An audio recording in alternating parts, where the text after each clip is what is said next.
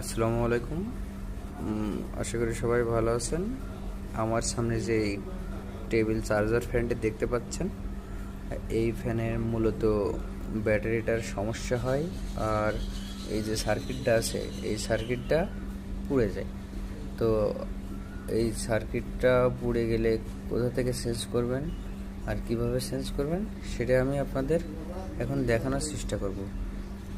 ভিডিওটি আশা করি সবার উপকারে আসবে, এই জন্য স্কিপ না করে ভিডিওটি কন্টিনিউ দেখতে থাকুন।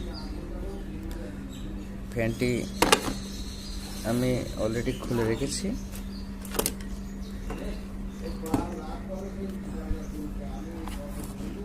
এই যে সার্কিট, সেটা আপনার সুইচ কন্ট্রোলিং সার্কিট আর কি।